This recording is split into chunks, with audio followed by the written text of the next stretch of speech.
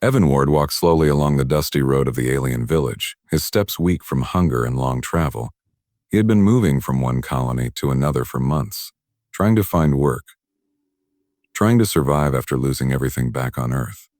Most humans in this region were unwanted, treated as outsiders, and Evan felt that weight every time someone looked at him. Today, he reached the edge of a silent settlement built with tall, sharp-edged alien houses. The wind carried a strange smell, and the trees nearby made soft humming sounds, even after a year on this planet. These noises still made him nervous. Evan stopped in front of the last house in the street. It was bigger than the others, surrounded by dark stones arranged in symbols he did not understand. The villagers had warned him not to go there. They said the house belonged to an alien widow named Lyra. Some said she was dangerous. Some said her mate had died in a mysterious way. Everyone agreed she kept to herself and avoided all humans. But Evan did not have a choice. He needed work. Any work.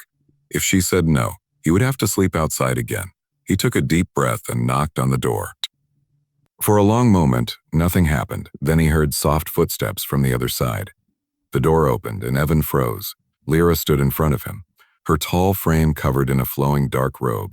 Her skin was a smooth silver blue, glowing faintly in the sunlight. Her eyes were the brightest thing he had ever seen, almost golden. She looked calm, but there was a heaviness in her face, a quiet sadness for a few seconds. Neither of them spoke. Evan finally cleared his throat and tried to smile. "Hi, I'm Evan. I was hoping you might have some work."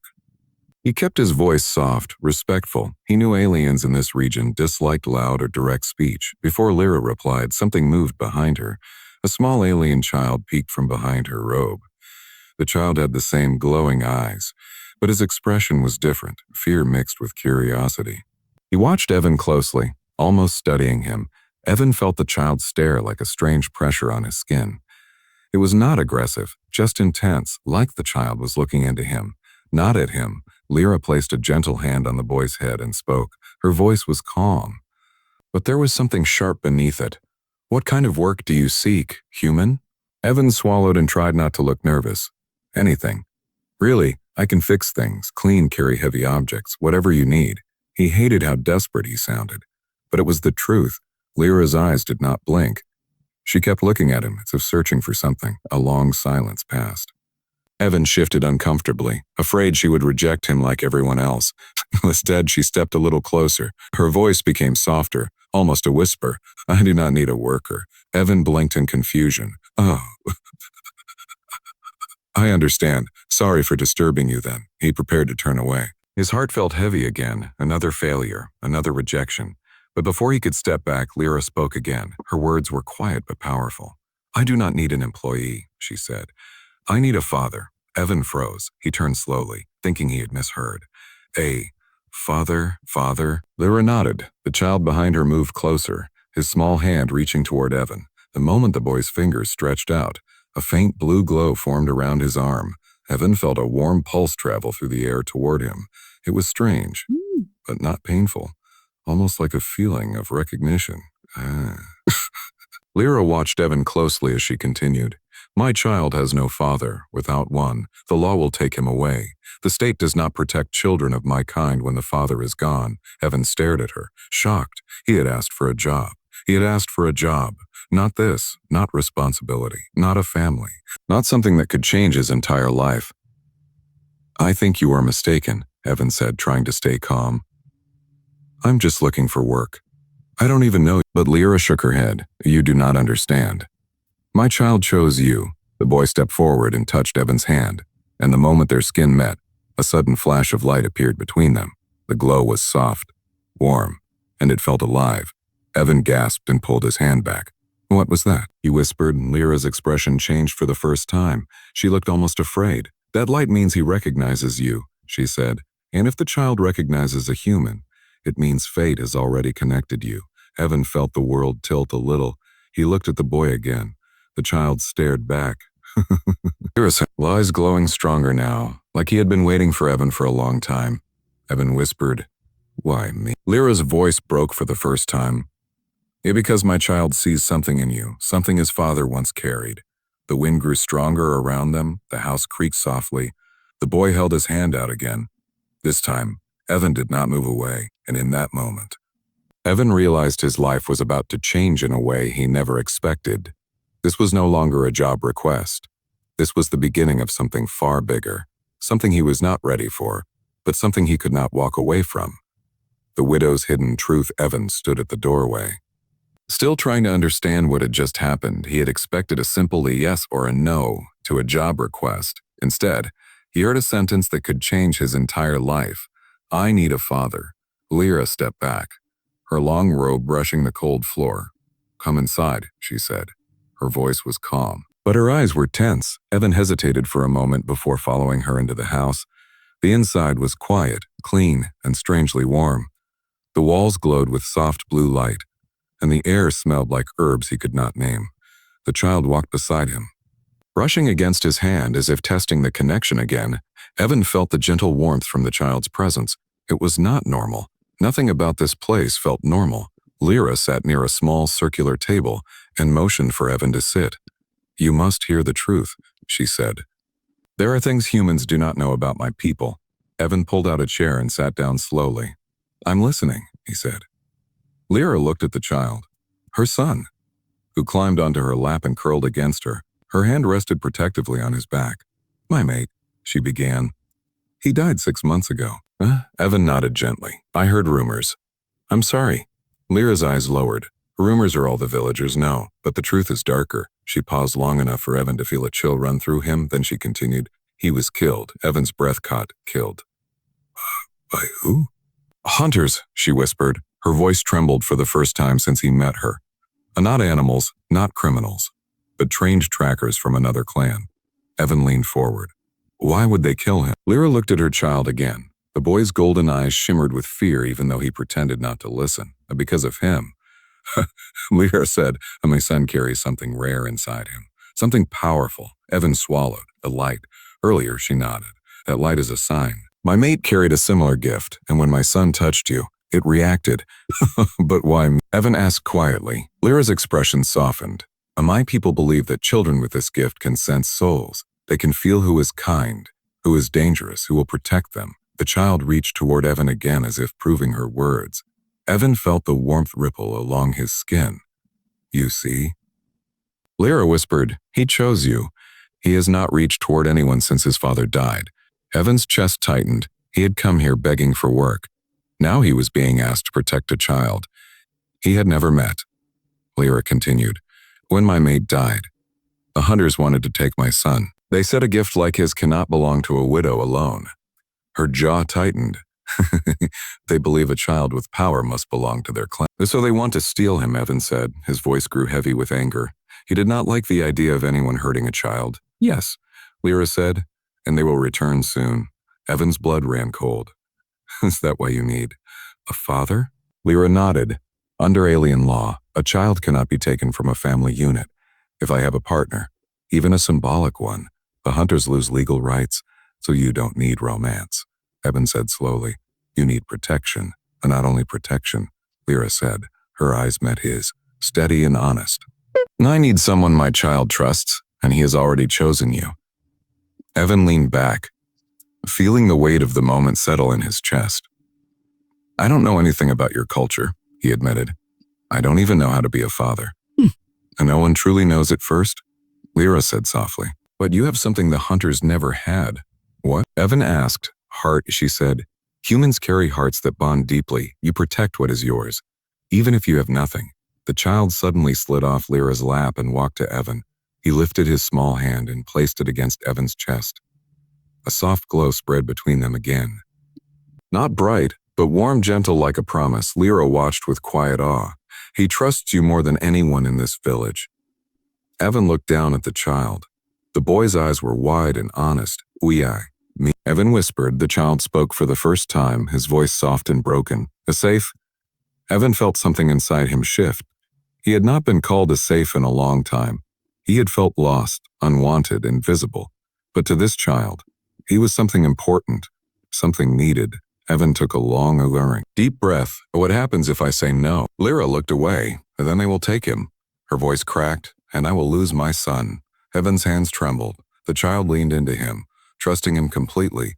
Evan looked up and met Lyra's eyes again. He saw fear, but also hope. He exhaled slowly. "I came here looking for a job," he said. "But maybe I was meant to find something else." Lyra's breath caught. "Evan." He looked at the child again. "All right," he said, voice firming. "I'll help you. I'll protect him." A soft glow enveloped all three of them, as if the house itself responded. The bond had begun. Beh. And this was only the beginning. Becoming the protector, Evan did not sleep on his first night in Lyra's home. He sat near the glowing wall lamps, watching the child breathe softly while sleeping on a round, cushioned bed.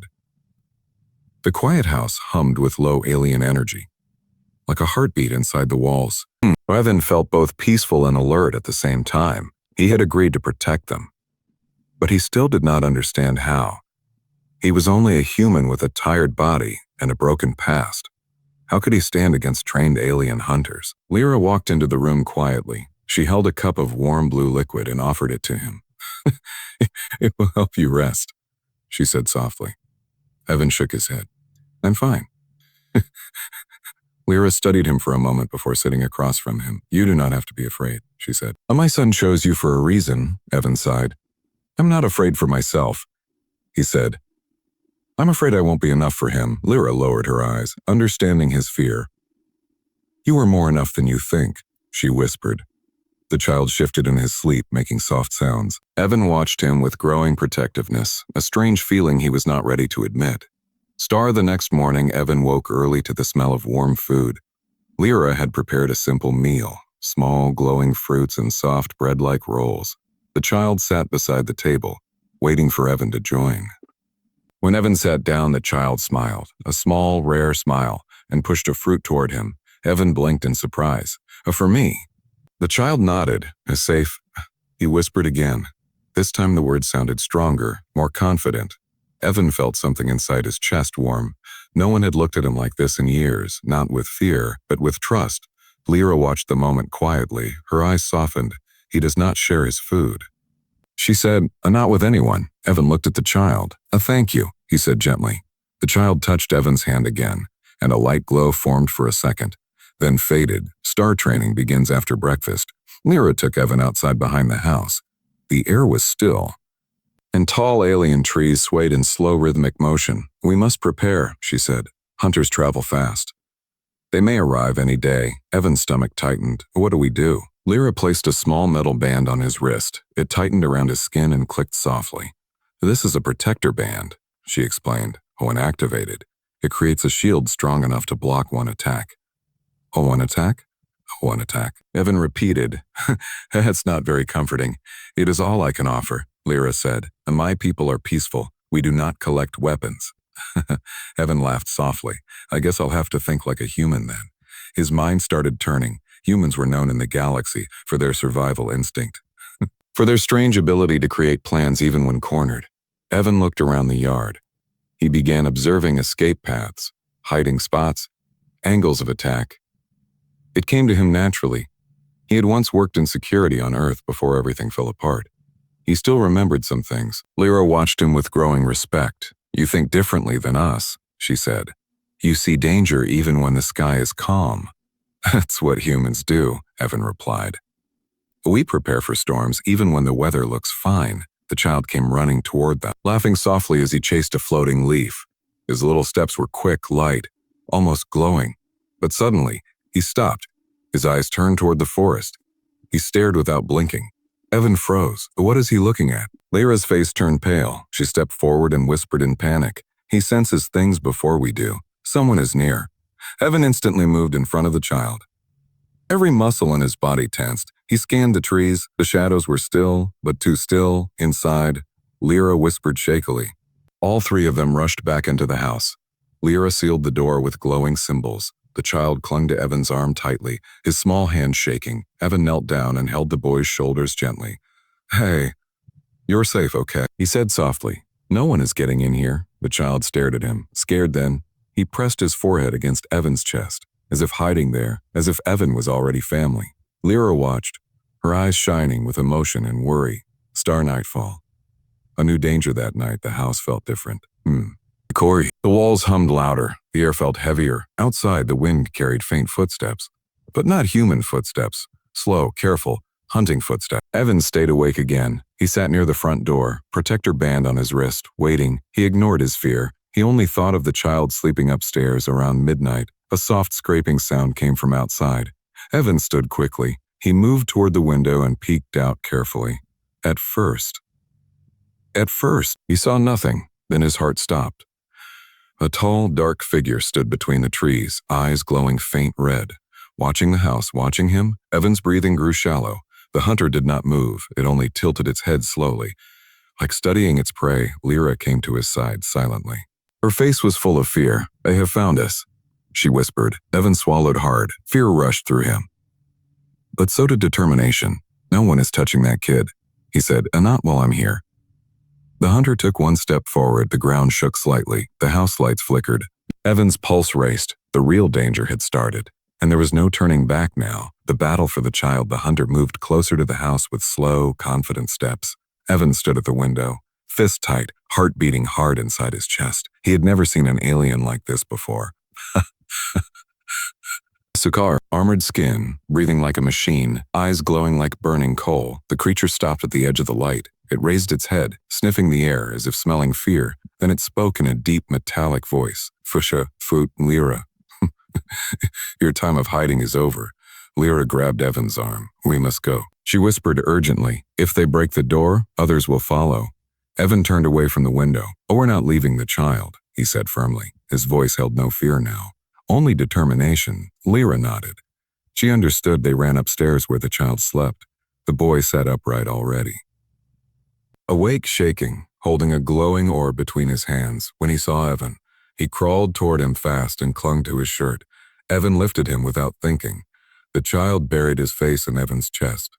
And for a moment, Evan felt like a father for real. A loud boom shook the house. Dust fell from the ceiling. The hunter had struck the door. Another boom. Louder than before, the walls trembled. Evan looked at Lyra. "We need a plan." Lyra pointed toward the back of the house. "There is a hidden door in the cellar," she said. "It leads into the forest tunnels." "Is it safe?" Evan asked, already moving. "It is safer than staying here," Lyra replied. "But the tunnels are dark, and not empty." Evan didn't care. Dark tunnels were better than a hunter breaking through the front door. They rushed downstairs. The house shook again. The lights flickered. Evan felt the child tremble in his arms. "It's okay," Evan whispered. "I've got you." The child's hand glowed softly against Evan's chest. As if trying to protect him too, Lyra tapped 3 symbols on the floor. A trapdoor opened silently. Cold air rose from below. Evan jumped down first with the child. Lyra followed and sealed the trapdoor above them. The tunnel was narrow and alive with faint blue light running through the walls like veins. The air was cold and smelled like old stone. Evan whispered, "Where does it lead?" "A safe point hidden deep in the forest," Lyra explained. "But we must move fast. Hunters can track energy trails." They moved through the tunnels quickly, Evan holding the child tight, Lyra walking ahead with confident steps, but every sound echoed, making the tunnel feel alive. Every drip of water sounded like footsteps. Every gust of cold air felt like someone breathing behind them. Evan looked back often, fear trying to slip into his mind. But each time he felt the child's small hands gripping his shirt, his fear turned into strength. After several minutes, the tunnel grew wider. Alien roots hung from the ceiling, glowing faintly like blue fireflies. The child reached out and touched one. The root reacted with a pulse of light. Evan frowned. "What is happening?" Lyra turned. "He is connecting with the forest," she said. "He can sense danger if he glows brighter. Someone is coming." As if on cue, the child's glow suddenly shifted from soft blue to bright white. His eyes widened. "Oh, close, close," he whispered in panic. Evan's heart dropped. "Well, they're behind us," he said. Lyra's face went pale. "We must run," she said, "and now." They sprinted down the tunnel. The child held on to Evan, shaking terribly behind them. Faint footsteps grew louder, slow at first. Then faster. Closer, deadly. A low growl echoed through the tunnel. The hunters had entered. Evan felt the ground vibrate. The sound grew sharper, claws scraping the stone floor. Lyra reached a wide chamber with 2 paths. She pointed left. "This way." Before she could finish, a hunter dropped from the ceiling above the left path, landing with a heavy thud. Its red eyes locked onto them. Evan grabbed Lyra's arm and pulled her right. In no time, go. They rushed into the right tunnel, but they weren't fast enough. The hunter behind them roared.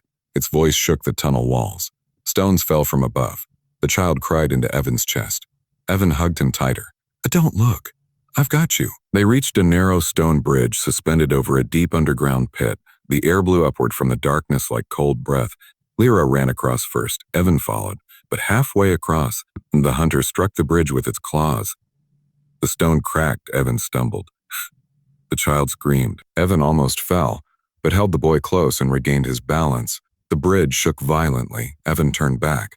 The hunter was crawling toward them fast, its claws digging into the stone like metal hooks. Run! Lyra screamed from the other side. Evan pushed his body forward with everything he had. Just as he reached the end of the bridge, a huge chunk of stone broke off behind him. The hunter fell with it, roaring as it plunged into the dark pit below. Silence followed. Evan collapsed to his knees. Breathing hard, he held the child close. The boy's glow dimmed slowly. He looked up at Evan with teary eyes. Safe, safe. Evan hugged him tight. I told you I'd protect you. He whispered. Lyra knelt beside them, her voice soft but filled with emotion. You fought like one of us, she said. I know.